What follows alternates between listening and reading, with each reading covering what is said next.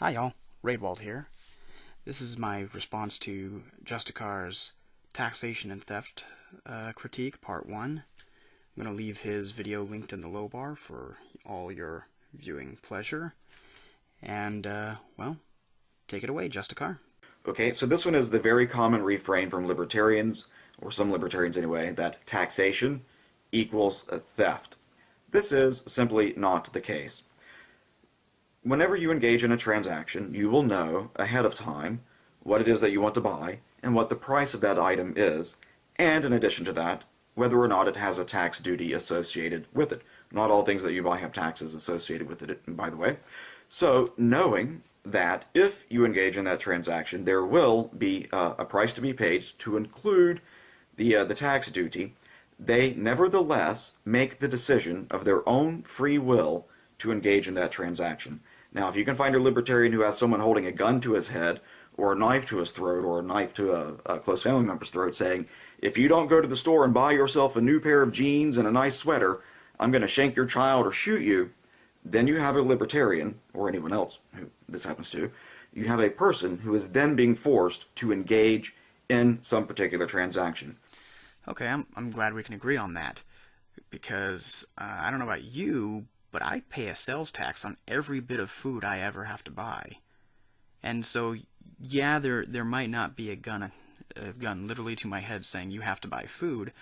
There's just the gun of starvation for me and my family. So if I refuse to engage in that transaction, well, the government has basically laid claim to a tax on every bit of food, and so the choices are my money or my life. But going beyond that, I may be the one paying the sales tax, but I'm not the one accountable to the government for the sales tax. That would actually be the business. The business is the one that has to give that money to the government or pay the consequences of tax evasion. And every single business, I don't know about, you may be talking specifically about federal versus state taxes. My state lays a sales tax on everything. And so, if you are going to run a business, then you have to pay those taxes to the government without fail, without choice, except for the fact that you chose to, well, have an income to start a business or work for somebody else who did start a business and is paying those taxes for you. So, however you go about earning an income and eating, you are paying taxes. So, yeah, that fact is true across the board. Your money or your life. Either you get to create things and eat, or you get to starve to death, or you get to rely on the kindness of somebody else who created things and paid their money to the government to keep those things. And then on top of this, you're going to make the claim that everybody involved in this transaction is mutually profiting. But that's not actually the real question here. The question is, if the business wants that particular good or service for that particular price from that particular vendor. And the fact of the matter is they don't really have the choice, do they? They may gain a benefit from having the roads and having police force to keep them safe and stuff like that. But do they get to opt out of this good or service? Do they get to negotiate the price? And frankly, if you're thinking of politics as a means of negotiating price, well then, political representation is about as meaningless a way of negotiating prices as I've ever seen. It just doesn't work. I mean, for one thing, every politician out there promises you the sun and the moon, and has no accountability whatsoever to actually fulfill any promises they make once they're actually in office. So, even if you in good faith voted you personally for a representative to lower taxes, that doesn't mean they're going to lower taxes or really get them to a point that you would have actually accepted yourself. But that's ignoring the fact that plenty of people aren't going to vote for that particular representative. So we have this odd situation where perhaps your neighbor negotiated the price that you were asked to pay, and you yourself are not allowed to opt out of that price or that service. nor are you allowed to decide who you want offering those goods or services. Is it unreasonable for a person to disagree with the policies of their local police station and want, oh, I don't know, maybe a competing police station? Because, as far as I understand, I think it would be quite reasonable for me to say that there are police stations whose policies are undeniably better than other police stations with better results to show for it. And that's happening all under the auspices of a government monopoly on policing. What if instead of having one police station for each geographical region, we allowed people to offer competing services and allowed consumers a freedom of choice as to who we would give our money to and a full right of negotiating how much money we give to them? Let's take a look at the items that are actually purchased with that money, with that tax money. You're going to point to police protection and roads, right? Yeah, everybody acknowledges that those are useful things and we all want those things. What the government has done is it's thrown those services in with a whole bunch of crap that nobody wants, so that we all fall for this trick of, well, I don't want to be paying 40% of my income a year in taxes, but, you know, I get a stable society with police protection, and I get roads, and I get military protection against foreign armies, and all these nice little things. And nobody thinks about how much money we've paid for a crucifix and a jar of urine, or the $100,000 that we paid for an outhouse in Swede Park Trailhead in Alaska, or for the $1.3 billion a year we give to quote-unquote farmers that don't actually farm, or the $500,000 the U.S. government paid to paint a salmon on the side of a Boeing 737. Or, you know, for that matter, there's a good half of the nation, if not more, who really didn't want to pay for a war in Iraq, but we kind of had to anyway, because that's just kind of thrown in there with all the rest of those little goodies that you want to point to and say is to the mutual benefit of all. So, frankly, yeah, I did not decide to pay any money for any of the above examples, and I would not in a free market or given my choice, a freedom of choice, I would not pay for those services or those goods. No one does that to any libertarian, such as I know, and inasmuch as that is not happening to libertarians, they are voluntarily engaging in a transaction which they seem to believe has a mutual benefit for all the parties involved. It does them no work to say after they've engaged in the transaction, oh my God, I got ripped off. Well, buyer beware. You knew the terms, you knew the conditions of the transaction before you engaged in it. Well, if this is the case, then why all that noise about no taxation without representation? I mean, the Founding Fathers were exclusive.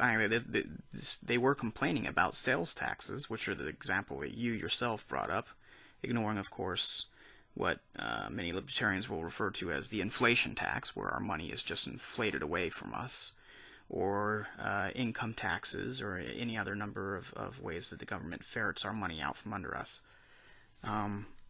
So yeah, we're talking about a sales tax on sugar and molasses and stamps and of course tea, which is the big famous one. Well, the Founding Fathers didn't have to buy any of those things. They were perfectly free to walk away from those transactions. Why would they need representation, further representation in a legislative body? They already had a full range of choice regarding which taxes they were going to pay and which ones they weren't, simply by deciding what goods and services to buy. And this is the ridiculousness of your argument. You completely would negate that concept while simultaneously maintaining that representation is necessary for taxation. So which is it? I would call into question both, right? I don't need representation or taxation. At least not political representation. I don't really need I don't need representation in McDonald's either, right? My representation is whether or not I walk into their store and purchase their goods. Nobody makes the argument that all of McDonald's customers have to be represented on McDonald's board in order for them to be charged. Nobody makes that argument. Why? Because they understand that I can take it or leave it. I can really actually walk away from McDonald's and still buy a hamburger. That's the thing with government. They tax everything.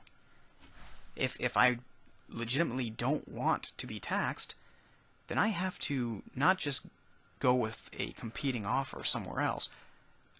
I have to completely swear off that good or service entirely.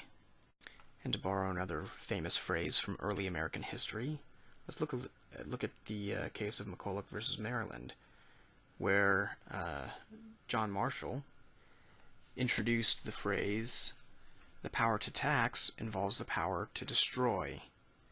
Now, I'm not a legal expert like yourself. I wouldn't pretend to be. But as far as I know, this particular case and this opinion and finding has never been overturned. States are still not allowed to tax the federal government because taxing the federal government would involve the power to destroy the federal government.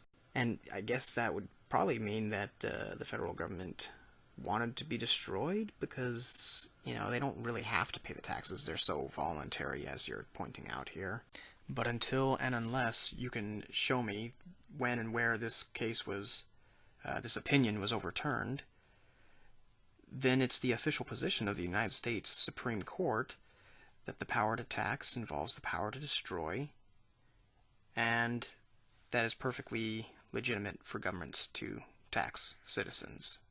In other words, it's perfectly legitimate for a government to have the power to destroy its citizenry. You thought about it, and for whatever peculiar reasons that were important to you, you decided it was nevertheless worth it to engage in that commerce. Similarly, with what about income tax? No one is holding a gun to these people's heads and forcing them to work. Really? Is that really the argument you're going to go with? Again, this is another case of, if I have no income, I do not eat, my family does not eat, we all starve to death and die. See, here's the genius of the con. Government is taxing all those things that are necessary for life itself. And they're taxing other things as well, but you can sit there and say, well, nobody's forcing you to work. No, it's just one of the realities of life. Yeah, I could refuse to work and then I could starve to death. Or I could, live off the streets and rely on food given to me by someone who did work and pay taxes for the income that they made. Or I could dig through dumpsters and pick up garbage that nobody wanted to eat, and I could eat that. But then, of course, that garbage itself had its taxes paid on it, by people who worked. I guess I could live off the land, right? But then, I kind of have to own land for that, and then there's property taxes. Well, shoot. I guess my choices are my money or my life. It quite simply is not happening. Or if it is happening, ask these people to give you the name of the person who has enslaved them, so that way we can send reinforcements and the police to their house or wherever they're being held against their will to liberate them from their captivity. Come on, Justicar. This is beneath you. There's a big difference, a huge jump from the fact that I have to work to live to the idea that I'm being forced to work for a specific person or organization. It's possible for me to, just through the needs of nature, to have to work. It's quite another thing to say that somebody has enslaved me to them personally, and I am being forced to work personally for a particular person. And, by the way, that argument only works if only some jobs are taxed. If there was another source of income which is not taxed, well then I could just take that job, right? And then I'm not being forced into a career path that's taxed. Unfortunately, in the United States at least, every form of income is taxed. They may not hunt me down if I'm selling lemonade on the streets. Oh, yeah, sorry. They actually do shut down lemonade stands. Lemonade stands run by kids. In fact, they just recently shut down Jerry Seinfeld's lemonade stand that he set up with his kids. If Jerry Seinfeld, a celebrity wealthy beyond belief, or at least beyond anything I can imagine, if he cannot run his lemonade stand without being harassed and shut down by the police, what hope do I have? And I'll go ahead and link to that particular story in the low bar. And also to ask their captors, say, if you're holding these people hostage and forcing them to go get jobs that they're not free to quit, why do you lock them away someplace and give them access to the internet so they can ask for help? By the way, getting on the internet, a voluntary transaction which costs you money and on which you pay some taxes. And exactly how voluntary are those taxes for the consumer or the provider of that service? And what does it add to that service? What value does it bring to that transaction? And is it possible for me to maybe purchase internet connections from a competing organization which doesn't require me to pay taxes? You can't just ignore these facts. Yeah, I'm granted I could just go without the internet. But if I want internet ever, at all, then I have to pay taxes. This is not like the other costs of business, because the other costs of business, presumably, provide value to that business and do not detract value to that business.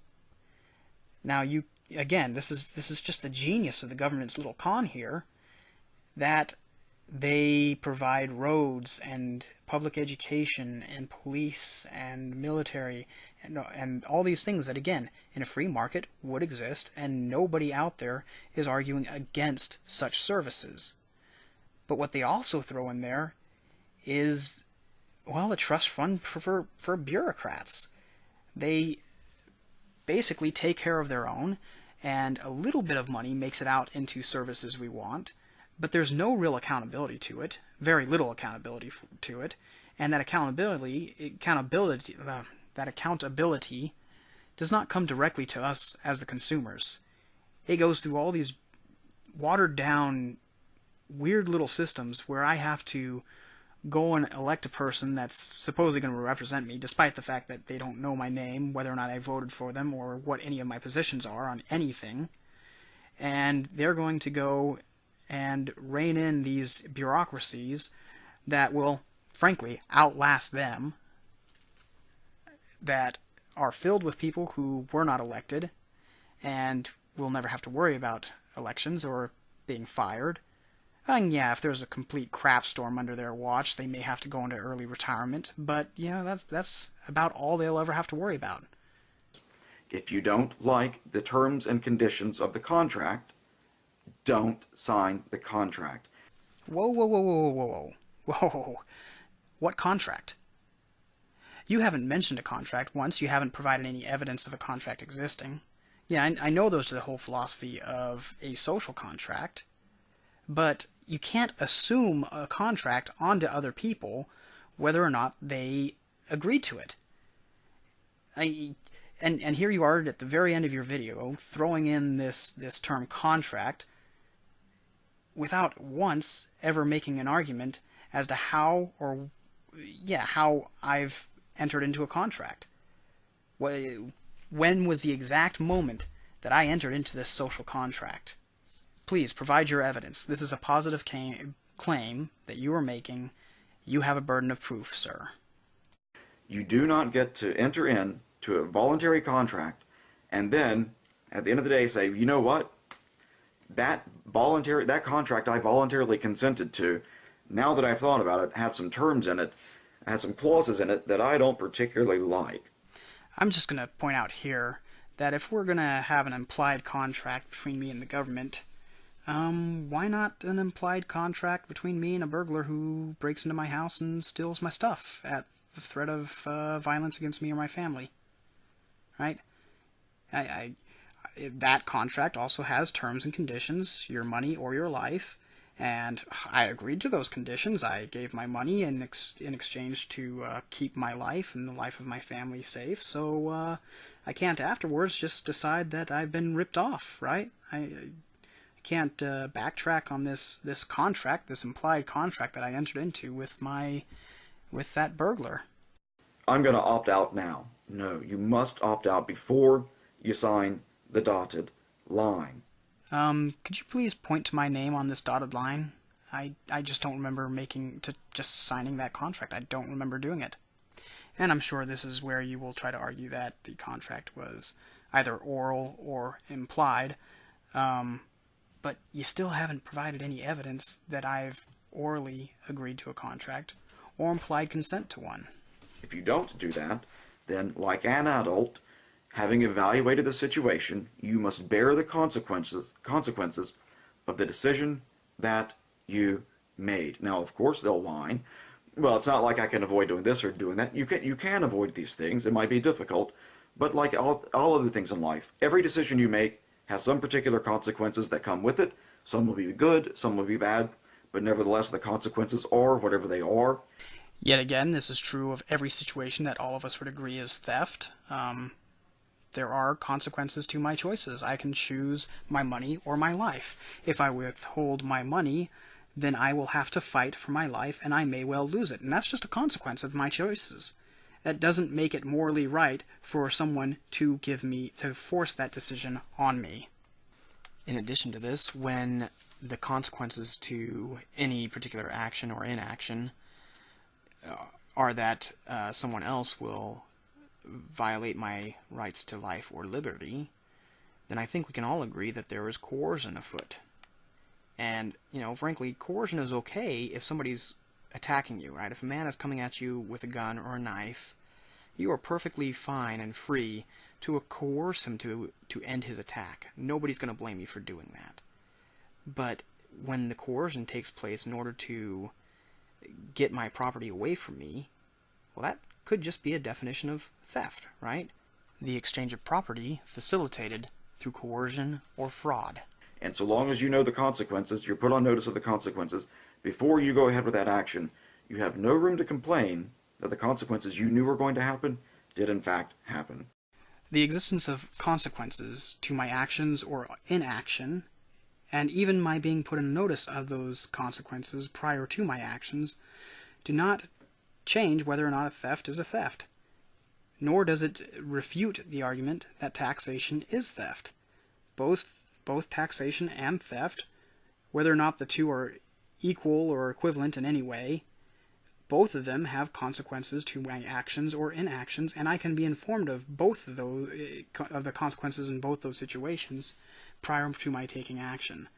So simply stating that, yeah, there are consequences to my actions, and the government's going to enforce this contract that I supposedly entered into, despite the utter lack of evidence that I have ever entered into such a contract, or been notified that any actions I took would end up with me implying consent to a contract, does not change the nature of this interaction at all. Alrighty, have a great day. Thank you, sir. You are a gentleman and a scholar.